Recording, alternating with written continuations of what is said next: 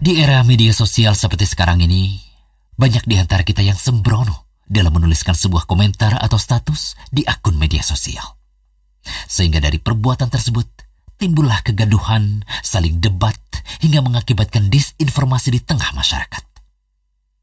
Hal ini tidaklah terjadi jika kita pandai dalam menjaga jempol dan lisan kita agar selektif memposting sebuah status atau komentar di media sosial.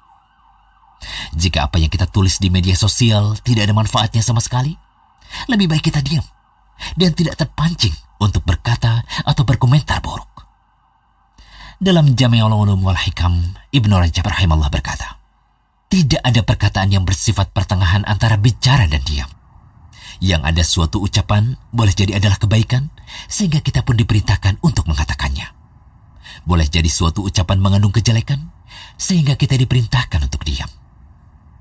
Dari Abu Hurairah radhiyallahu anhu, dari Nabi SAW, beliau bersabda, di antara kebaikan Islam seseorang adalah meninggalkan hal yang tidak bermanfaat. Hadis riwayat Tirmidzi dan Ibnu Majah. Syekh Albani mengatakan bahwa hadis ini sahih. Dari sabda Nabi SAW tadi, kita bisa mengambil ibrah bahwa hendaknya setiap kita senantiasa menjaga diri dari berbicara atau menuliskan komentar yang tidak jelas manfaatnya. Kita tidaklah berbicara kecuali dalam hal-hal yang memang kita berharap ada manfaatnya untuk agama atau din kita. Ketika kita melihat bahwa suatu perkataan itu tidak bermanfaat, maka kita pun menahan diri dari berbicara, alias diam. Sampai-sampai ulama terdahulu mengatakan bahwa jika kita ingin melihat isi hati seseorang, maka lihatlah ucapan yang keluar dari lisannya. Ucapan yang keluar dari lisan seseorang akan menunjukkan kepada kita kualitas isi hati seseorang, baik orang itu mau mengakui ataukah tidak. Jika yang keluar dari lisan dan komentarnya hanyalah ucapan-ucapan kotor, sumpah serapah, celaan, hinaan, makian, maka itulah cerminan kualitas isi hatinya. Lihatlah hadis Rasulullah SAW berikut ketika berbicara dengan Mu'adz bin Jabal radhiyallahu anhu. Maukah aku beritahukan kepadamu tentang kunci semua perkara itu? Aku menjawab, iya wahai Rasulullah. Maka beliau memegang lidahnya dan bersabda, jagalah ini. Aku bertanya, wahai Rasulullah, apakah kami dituntut atau disiksa karena apa yang kami katakan?